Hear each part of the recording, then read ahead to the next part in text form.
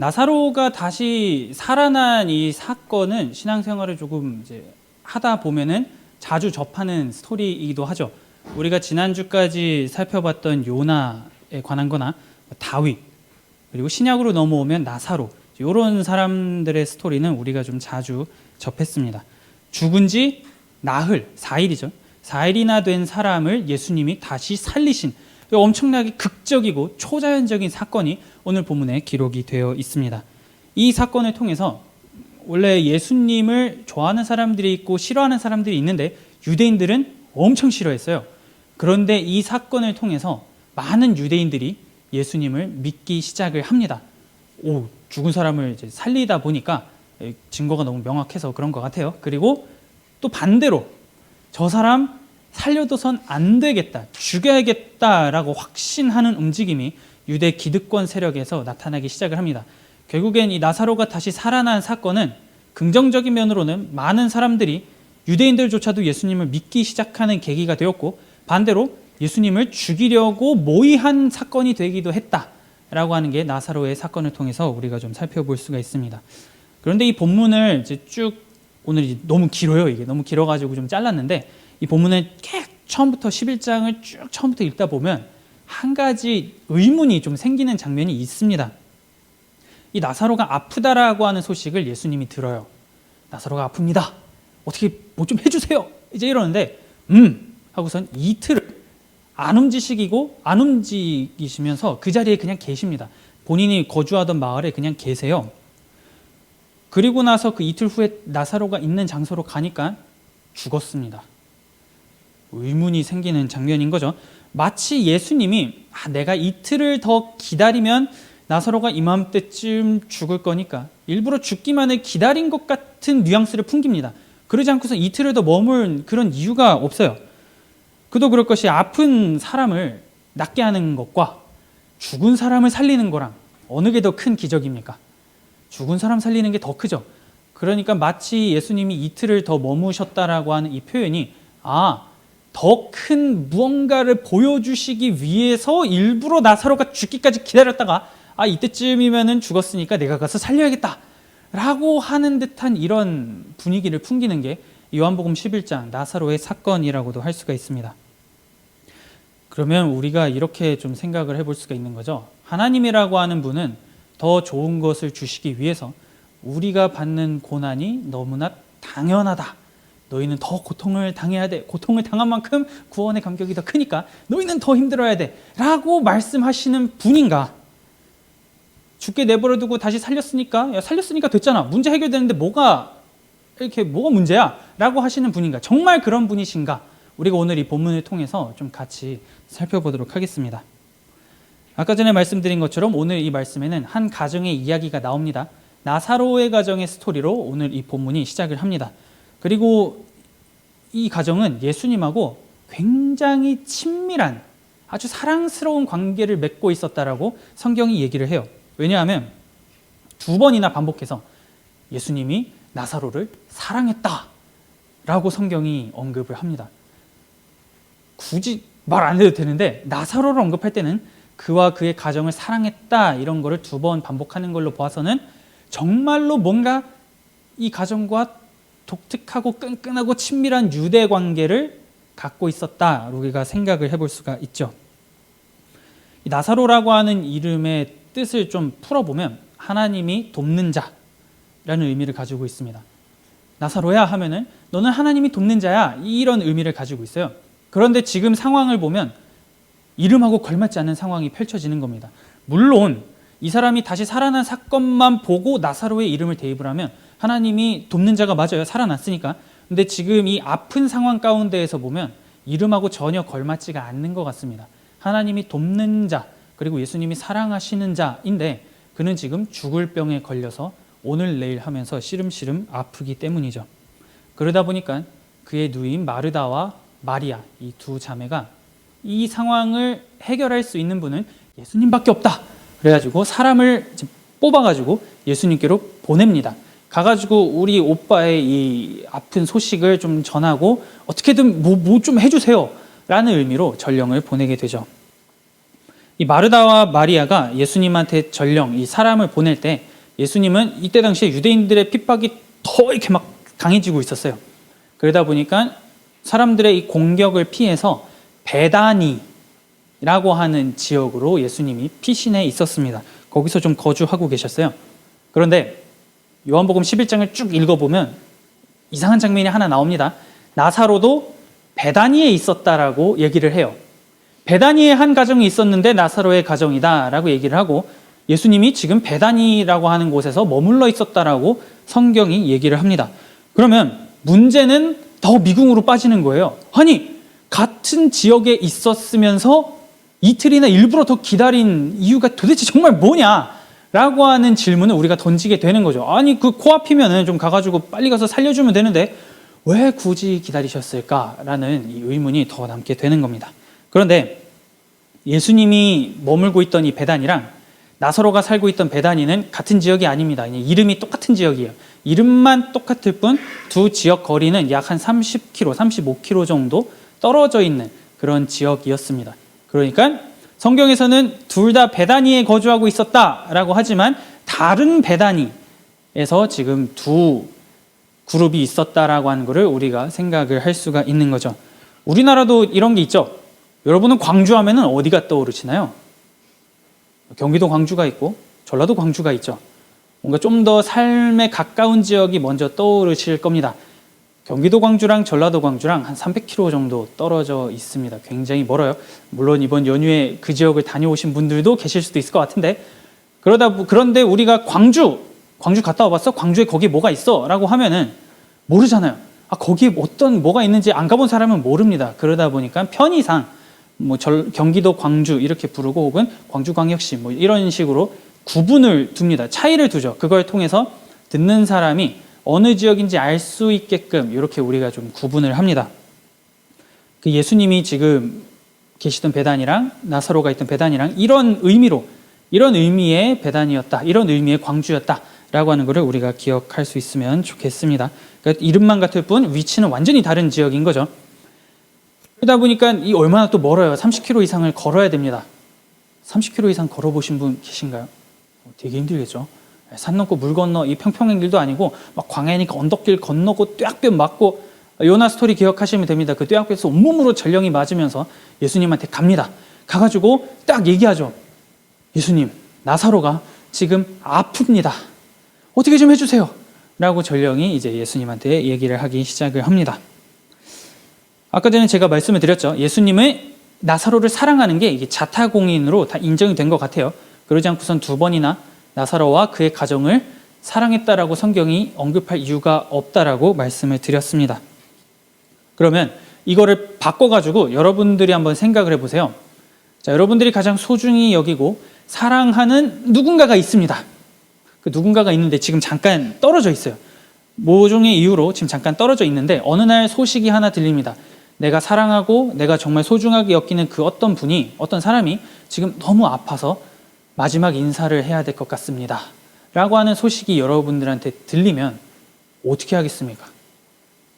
모든 스케줄 다 정리하고 내가 사랑하는 사람을 만나러 가기 위해서 어떻게든 노력을 하지 않겠어요? 우리가 누군가가 아픕니다 라고 하는 얘기를 들을 때 기대하는 반응은 그런 겁니다. 저 사람이 아프니까 빨리 와가지고 만나주세요. 뭔가 이런 거를 우리는 늘 기대하고 저 사람이 아픕니다 얘기를 해요. 그런데 오늘 이 본문 가운데에서는 아픕니다 라고 했더니 알았어 하고선 이틀이나 더 지금 예수님이 머물고 계시는 거죠. 이게 상식적으로는 뭔가 이해가 되지 않는 행동을 예수님이 하고 계시는 겁니다. 아니 사랑한다면서요. 나사로와 그의 가정을 사랑한다 라고 얘기하셨음에도 불구하고 지금 그 사랑하는 자가 아파가지고 지금 막 죽으려고 하는데 알겠다고 하고선 굳이 움직이시지 않는 굉장히 아이러니한 예수님의 모습을 우리가 좀 볼 수 있는 겁니다. 그렇기 때문에 이런 정보들을 쭉 종합을 해보면 결국에는 이런 생각으로 이런 결론으로 갈 수밖에 없는 거예요.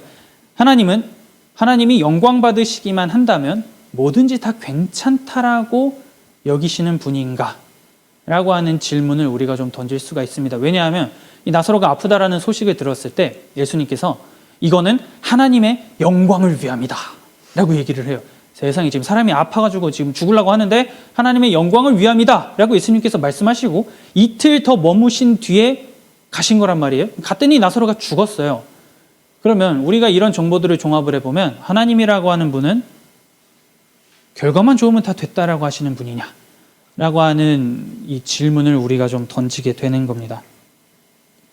그렇기 때문에 지금 이 본문이 뭔가 이상하고 모순적이고 내가 아는 하나님은 이런 분이 아닌데 내가 여태까지 성경에서 본 예수님은 이런 분이 아닌데 왜 죽게 내버려 두셨지?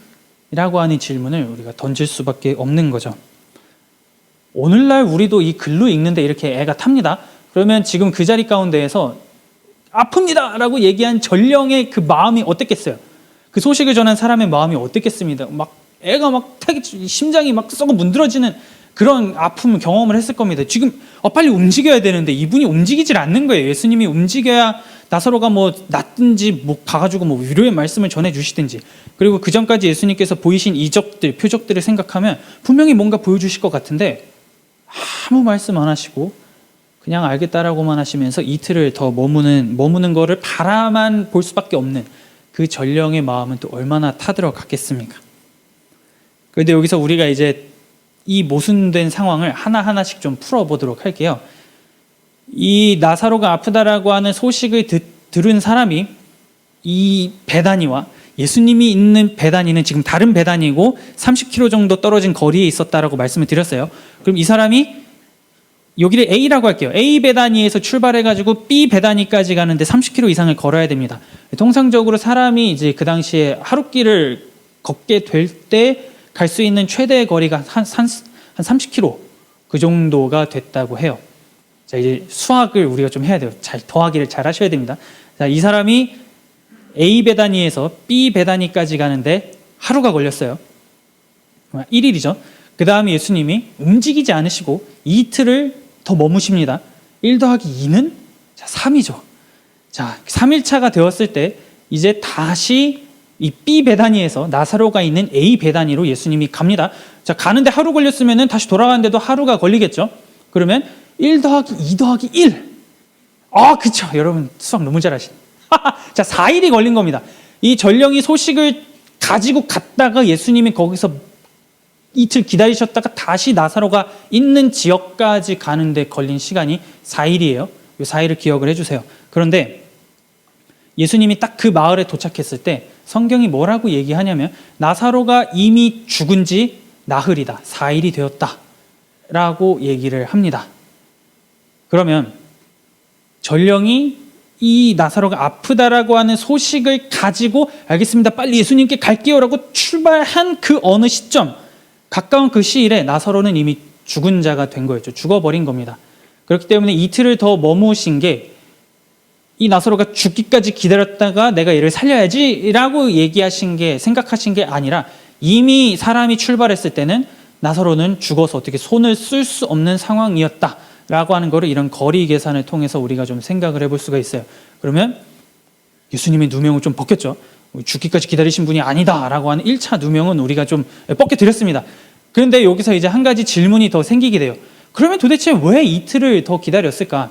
나사로가 이미 죽었다라고 하는 거는 이동 경로와 시간을 통해서 우리가 알겠는데 그러면 왜 굳이 거기서 이틀을 더 기다린 겁니까? 라고 하는 질문을 우리가 좀 던질 수가 있습니다.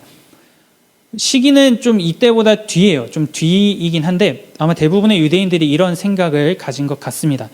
이 중세 유대 문헌 중에 세마봇이라고 하는 책이 있어요. 근데 이 책에 뭐라고 얘기를 하냐면 사람이 죽어요. 유대인들이 사람이 죽으면 3일 안에는 사람이 살아날 수도 있다 라고 하는 이 미신이 있습니다.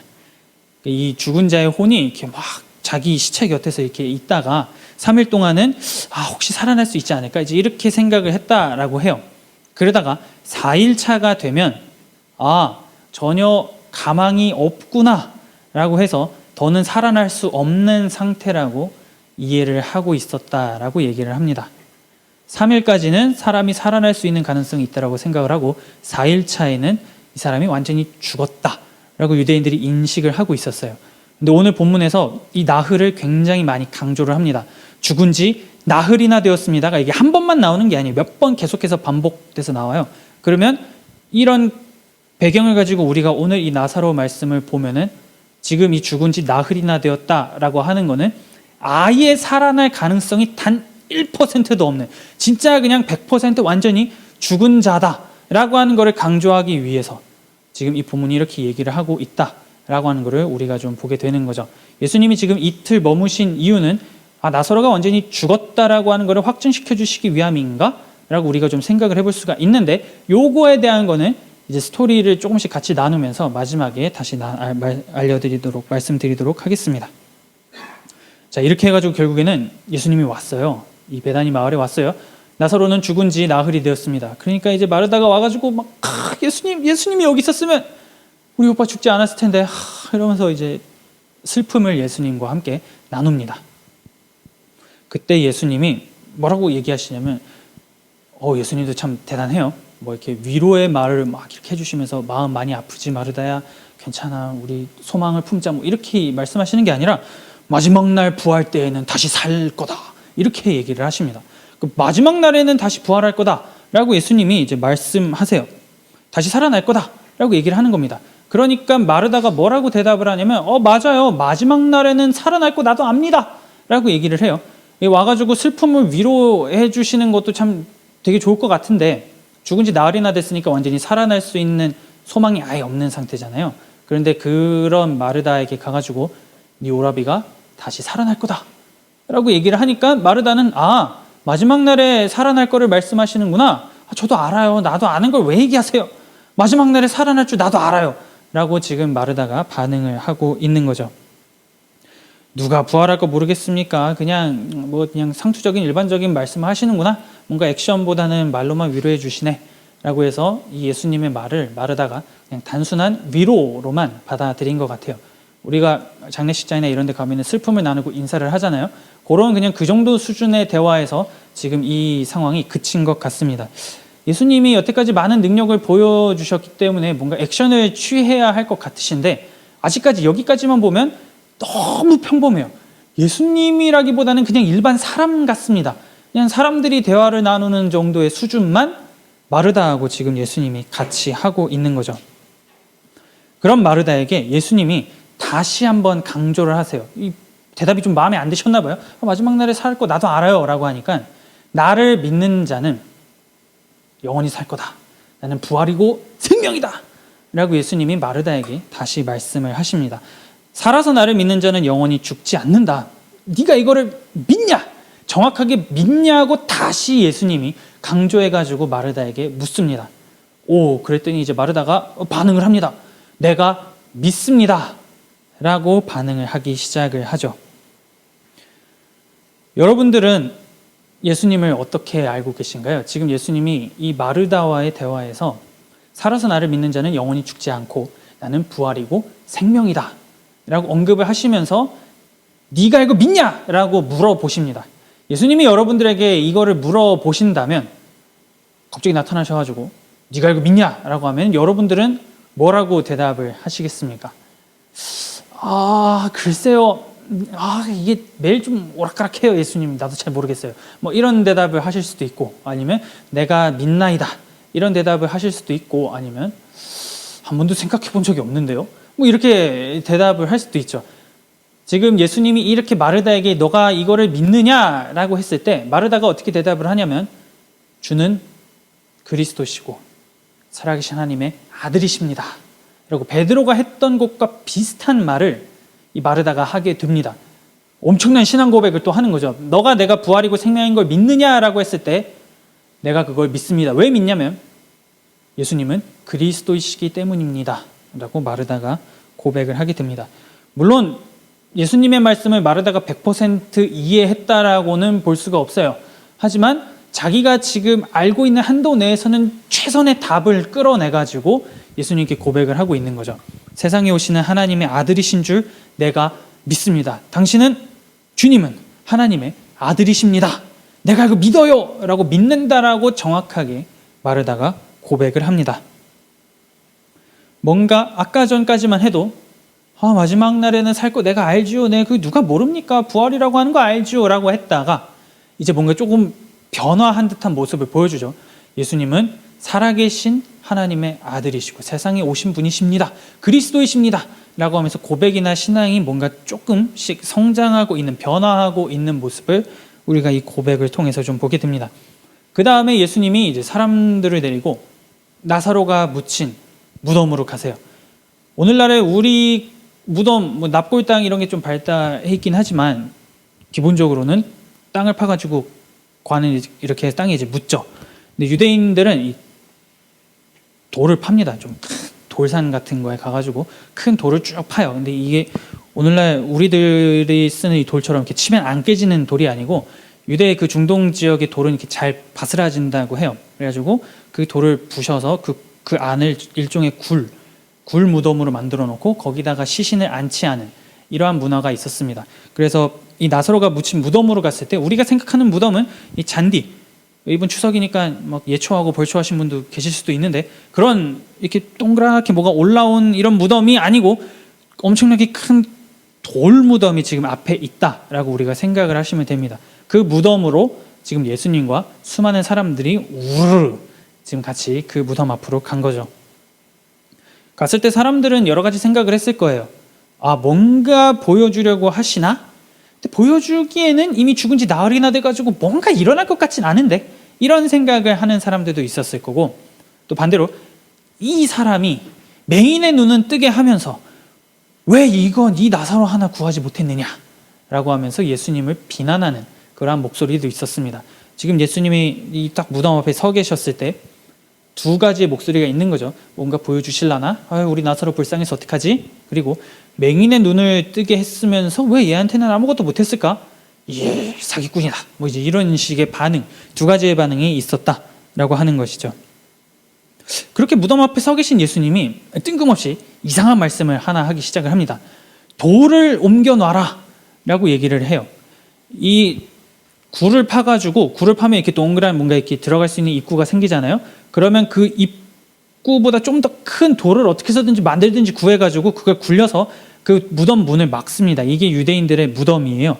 그러면 지금 나사로의 무덤을 우리가 생각을 해보면 뭔가 이렇게 굴이 있고 그 굴 입구를 엄청나게 큰 돌로 지금 막아놓은 상태에서 예수님이 그 무덤 앞에서 이 돌 치워라 라고 말씀하시는 장면이라고 우리가 생각을 할 수가 있는 거죠. 중동 지역의 날씨예요. 엄청 덥습니다.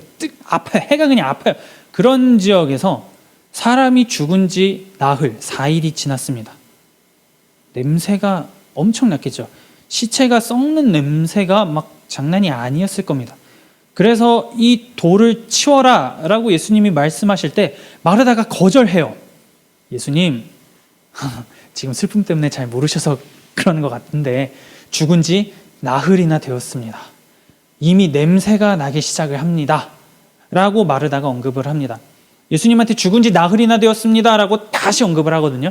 그러면 유대인들이 갖고 있던 그 생각으로 우리가 다시 대입을 해보면 지금 우리 오라버니는 100% 죽은 자입니다. 죽어가지고 그 죽음의 냄새가 막 지금 올라오고 있는데 이거 왜 도대체 연락을 하십니까? 뭐 죽은 지 이틀, 뭐 하루, 3일이 되었으면은 우리가 좀 확인을 해볼 수가 있는데 이미 나흘이나 되었기 때문에 100% 죽은 거니까 뭐 하셔도 소용없어요. 라고 하면서 굳이 이거 굴릴 필요가 없습니다. 라고 마르다가 말을 하죠. 그러자 예수님께서 다시 얘기를 합니다. 이거 굴려야 된다라고 예수님께서 다시 말씀을 하세요. 그런데 이 마르다가 말한 거를 우리가 좀 다시 한번 생각을 해볼 수가 있으면 좋겠어요. 이 마르다와 마리아 나사로 가정이 예수님이 사랑하신 가정이라면은 살면서 분명히 뭔가 남들과는 다른 그 어떤 경험을 했을 수도 있고 예수님의 특별한 사랑을 받으면서 뭔가 누린 가정이라고 하는 거를 우리가 좀 생각을 해볼 수가 있습니다. 그러면 죽은 지 나흘이 되었지만 이분이 오셨고 그리고 지금 무덤 앞에서 돌을 굴리라고 하셨을 때는 뭔가 희망적인 생각을 해볼 수도 있지 않을까요? 그래도 오셨고 돌을 굴리라고 하니까 여태까지 예수님이 우리에게 보여주신 사랑이나 능력이나 이런 거를 생각해보면 뭔가 하실 수 있을 것 같은데 라는 생각을 할 수 있을 것 같지만 마르다가 그거를 죽은 지 나흘이나 되었습니다 라고 하면서 거절을 합니다. 이거를 볼 때 고백은 고백이고 삶은 삶이고 고백과 삶, 이 신앙 이런 모든 게 하나로 뭉쳐져가지고 같이 움직이는 게 아니고 다 뒤죽박죽 따로 놀고 있는 마르다의 모습이 이 나사로의 무덤 앞에서 우리가 좀 볼 수 있게 됩니다. 내가 하나님의 아들임을 내가 믿고, 예수님이 하나님의 아들이심을 내가 믿고, 예수님이 그리스도이심을 내가 믿습니다 라고 고백을 했지만 여전히 무덤을 막고 있는 이 돌 앞에서 그 신앙이 삶으로 이어지기보다는 아직 그 뭔가에 가로막혀서 이건 이거고 요건 요겁니다 라고 대답을 하고 있는 마르다의 이 모습을 우리가 좀 살펴볼 수가 있는 거죠. 마지막 날에 부활하는 건 아는데요, 예수님. 마지막 날에 이거 돌 굴리는 거야 뭐 그러다 치는데 지금은 아니에요. 방금 전에 이제 본인이 고백을 했거든요. 세상에 오신 하나님의 아들이신 줄 믿습니다라고 했지만 지금 그 예수님의 말씀을 거절을 하고 있는 마르다의 모습을 보게 됩니다. 그러자 예수님은 믿으면 하나님의 영광을 본다고 하지 않았냐? 라고 말씀을 하세요. 네가 이거 믿느냐라고 했을 때 마르다가 믿는다라고 했지만 여전히 그 돌 앞에서 자신의 신앙이 무너지는 모습을 보이니까 믿으면 하나님의 영광을 보지 않겠느냐? 그렇게 내가 말하지 않았냐? 라고 하면서 이 현실에 짓눌린 마르다의 믿음을 예수님이 다시 이제 끌어내기 위해서 이 말씀을 하십니다. 그럼 이 마르다의 이 고백을 우리의 삶 가운데 한번 대입을 해볼게요. 여러분들은 어떠신가요? 우리가 다 예수님 믿어요. 물론 그 예수님을 믿는 깊이와 너비의 차이는 사람마다 다를 겁니다. 누군가는 엄청 뭔가 막 뜨겁고 누군가는 좀 그건 아니고, 이게 사람마다 편차가 있을 수 없어요. 다 똑같으면 우리 로봇이죠. 사람이 아니죠. 우리는 누구나 다 사람마다 개인의 편차는 있지만 우리가 다 예수님 하나님을 사랑한다 그러고 하나님을 믿고 주는 그리스도시요 세상에 오신 하나님의 아들인 줄 내가 믿습니다라고 우리는 늘 고백하며 살아갑니다. 그런데 이렇게 신앙생활을 하고 신앙 고백을 하지만 삶의 현장으로 한번 생각을 해보도록 할게요. 믿음을 가지고 살아가기에 예수님이 부활이자 생명이신 분임을 내가 알긴 알겠는데 나의 인생 가운데 있는 이 돌, 뭔가 굴러가지 않는 돌, 죽은 지 나흘이나 됐다고 해서 확신하게 만드는 그 무덤 앞에 여러분들의 신앙은 어떻습니까? 여러분들은 그 앞에서도 내가 주를 믿습니다. 내가 하나님을 믿습니다. 내가 그리스도는 예수님은 살아계신 하나님의 아들이신 줄 내가 고백합니다 라고 하면서 그 돌을 여러분들은 굴릴 수 있으시겠습니까? 아니면 현실에 짓눌려서 이거 안 된다니까요, 예수님. 당신이 하나님의 아들이어도 안 돼요 라고 여러분들은 반응을 하시겠습니까? 어떻게 반응을 하시겠나요? 예수님께서 그 돌을 굴리라고 말씀하실 때 이 돌을 굴려라, 믿으면 하나님의 영광을 본다고 하지 않았느냐? 라고 할 때 여러분들은 굴리겠습니까? 아니면 그렇지 않겠습니까? 여러분들을 주저하게 만드는 것이 있다면 이걸 굴려야 되는데 이미 냄새가 납니다 라고 마르다가 말하는 것처럼 굴리는 것을 주저하게 만드는 것이 있다면 과연 그것은 무엇인가요? 그리고 그것을 여러분들은 딛고 일어나서 그 돌문을 굴릴 수 있겠습니까? 예수님은 분명하게 말씀을 하세요. 마르다에게 너가 믿으면 하나님의 영광을 볼 거라고 분명하게 언급을 하십니다. 현실에 우리가 숨이 막히고 짓눌리고 이거 완전히 무덤에 들어가가지고 죽는 거다라고 생각을 할지라도 그리스도인의 정체성이 예수님의 말씀을 통해서 우리가 좀 살펴볼 수 있는 거죠. 신앙을 가지고 하나님을 붙잡아야 하는 그 이유를 지금 예수님이 이 사망이 가득한 현장 가운데에서 선포하고 계시는 겁니다. 너가 믿으면 하나님의 영광을 본다고 하지 않았느냐. 믿음이라고 하는 것을 지금 굉장히 강하게 요구하시는 예수님의 모습을 우리가 이 죽음 가운데에서 보게 됩니다. 그러니 마르다가 어떻게 하겠습니까? 내가 이제 믿는다라고 이제 고백을 합니다. 물론 이 사이에 고백은 없어요. 고백은 없지만 돌을 옮겨라 라고 했을 때 죽은 지 나흘이나 됩니다 라고 처음에 얘기했다면 다시 예수님이 말씀하셨을 때는 돌을 이제 옮기는 장면으로 바로 넘어갑니다. 그걸로 봤을 때는 마르다가 뭔가 다시금 하나를 깨달았구나 라고 하는 것을 우리가 좀 생각을 해볼 수가 있죠. 자, 죽은 지 나흘이나 됐습니다. 돌로 문을 막아도 막 시체 썩는 냄새가 나는데 이게 확 열렸어요. 하자마자 사람들이 다 했을 겁니다. 도대체 이 문을 왜 열라고 하는 거야?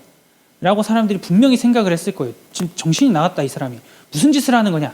라고 생각을 할 때에 예수님이 하나님께 기도를 하시고서는 오늘 우리가 본문에서 본 것처럼 나사로야 나오라 라고 하니까 사망의 냄새가 막 그 굴 안에서 풍겨져 나왔지만 이 나사로가 다시 살아나가지고 생명을 가지고 그 무덤 밖으로 나오게 되는 것으로 오늘 본문이 마무리가 됩니다.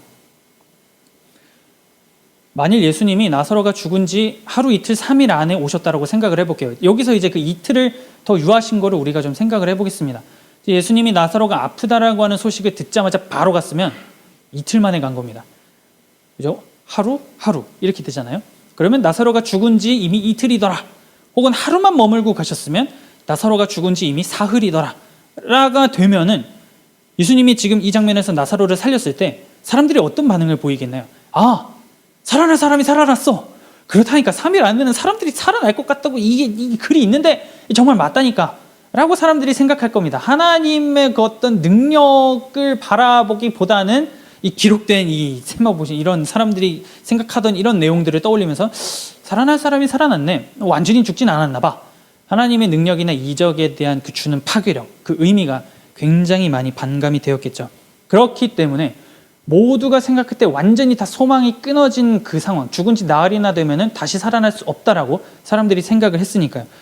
완전히 그 끊어진 소망 가운데에, 소망 앞에서 예수님이 가셔가지고 그 소망을 다시 살리시기 위해서, 그리고 예수님이 어떤 분이신지 정확하게 드러내기 위해서 이틀을 더 머무셨다라고 하는 것을 우리가 보게 됩니다. 저놈 저거 이틀 더 기다리면 죽을 거야 가 아니고 이미 죽은 자였지만 사람들의 생각을 완벽하게 바꿔놓으시기 위해서, 그들이 믿고 있던 죽은 지 나흘이나 되면 살아날 가능성이 없다라고 그들이 생각했었기 때문에 그 세계관 속에서 그들이 생각하는 것을 완전히 전복시키기 위해서 예수님이 이틀 더 머무신 뒤에 베다니로 가셔가지고 나사로를 살렸다라고 하는 게 오늘 본문의 내용입니다. 그렇기 때문에 유대인들이 믿기 시작을 한 겁니다. 믿을 수밖에 없는 거예요. 자기들이 생각했을 때 이거 절대 아닌데 예수님이 하니까 이거는 믿을 수밖에 없다, 됐다라고 하는 것이죠. 이 나사로의 살아난 사건을 가지고 인물들을 쭉 생각을 해보면 할 얘기가 정말 많지만 오늘 우리는 이 예수님과 마르다의 대화에만, 요 대화에만 우리가 좀 집중할 수 있으면 좋겠습니다. 다시 질문을 좀 던져볼게요. 우리 청년 여러분들은 이 일상을 살아가시면서 예수님이 부활이시고 생명이시고 그리스도시고 세상에 오신 하나님의 아들이시라고 여러분들은 믿습니까? 예수님이 마르다에게 물어보신 거예요. 네가 이거 믿냐? 마르다가 믿습니다 라고 고백을 했습니다. 여러분들은 어떠십니까? 그리고 내가 최후의 날에, 우리가 지금이 최후의 날이지만 예수님이 다시 재림하셨을 때에 내가 부활할 것을, 내가 다시 살아날 것을 여러분들은 믿으시나요? 그걸 내가 믿고 지금 이 세상 가운데에서 신앙을 가지고 살아가고 계십니까? 아니면 알긴 알겠는데 막연하게 그냥 아니까 마지막 날에 뭐가 벌어지든 말든 일단 그냥 뭐 되긴 되겠지. 처음에 마르다가 보인 반응이 이겁니다. 이런 식으로 여러분들은 생각하면서 하루하루 일상을 살아가고 계신가요? 예수님은 이 사건을 통해서 사망이 완벽하게 지배하고 있는 그 현장을 생명과 기쁨으로 완전히 그냥 다 뒤집어 버리셨습니다. 죽은 지 나흘, 요거를 좀 기억할 수 있으면 좋겠어요. 100% 죽어버렸다라고 사람들이 인지하는 그 상황을 100%로 완전히 다 뒤바꿔서 살리신 예수님의 모습을 우리가 좀 보게 됩니다. 그걸 위해서 제일 중요하게 필요했던 거는 돌을 굴리는 거죠. 돌을 굴리지 않은 상태에서 나사로 살려봐요. 어떻게 나옵니까? 사람들이 다 힘을 합쳐가지고 그 돌을 굴려야 되는데 예수님이 이 이적을 보여주시기 위해서 가장 중요하게 여기시고 물어보신 것은 이 돌을 굴려라입니다. 죽은 지 나흘이나 돼서 완전히 소망이 없고 인간적인 생각과 지식으로는 전혀 불가능하다라고 하는, 불가능이 지배하는 그 상황 가운데에서 과연 너는 믿음을 가지고 이 돌을 굴릴 수 있느냐라고 예수님께서 물어보셨고 마르다는 그거를 행한 겁니다. 여러분들은 여러분들의 일상 가운데에서, 우리도 살면서 무덤이나 돌을 정말 많이 만납니다. 내가 믿고 하나님을 믿고 신앙생활을 한다라고 하지만 이거 이미 다 틀렸다. 아무리 생각해도 이 돌은 굴러가지 않는다 라고 생각하는 그런 일상들을 우리가 좀 많이 경험을 합니다. 지금 그 상황을 경험하고 계신 분들도 있을 수 있어요. 아무리 생각해봐도 죽음의 냄새만 나지, 사망의 냄새만 나지, 생명과 기쁨이 없는 그러한 삶을 내가 살아간다 라고 여기는 분들도 있을 겁니다. 그럴 때에 예수님이 믿으면 하나님의 영광을 본다고 하지 않았냐 라고 말씀하실 때 여러분들은 어떻게 하시겠습니까? 막힌 돌을 굴리시겠습니까? 내가 굴려야 할 돌을 굴려버리시겠습니까? 아니면 이거 안 돼요, 끝까지 그렇게 얘기하시면서 그냥 그 돌을 옮기지 않겠습니까? 하지만 예수님의 말씀을 통해서도 우리가 분명하게 확신할 수 있는 것은 믿으면 하나님의 영광을 본다고 말씀하신 것처럼 우리의 생각과 능력으로는 안 된다라고 보이는 그 일이라 할지라도 믿음을 가지고 그 돌을 굴려냈을 때에 그 돌을 굴리는 키가 결국엔 믿음인 거죠. 그 믿음을 가지고 나아갈 때에 불가능을 가능케 하는 그 하나님의 능력과 역사를 우리가 경험하게 될 겁니다. 모든 것이 다 끝났고 이제는 안 된다라고 하는 그 상황 속에서 하나님은 찾아오셨어요. 나사로의 가정에 찾아오셔서 믿음이 무엇인지 그들이 체험해서 경험해서 알 수 있게 그렇게 인도를 해 주셨습니다. 그리고 하나님의 영광과 하나님이 주시는 기쁨이 무엇인지 정확하게 맛보아 알게 해 주셨어요. 우리의 믿음이 현실을 뛰어넘어서 돌을 굴려가지고 옮겨라!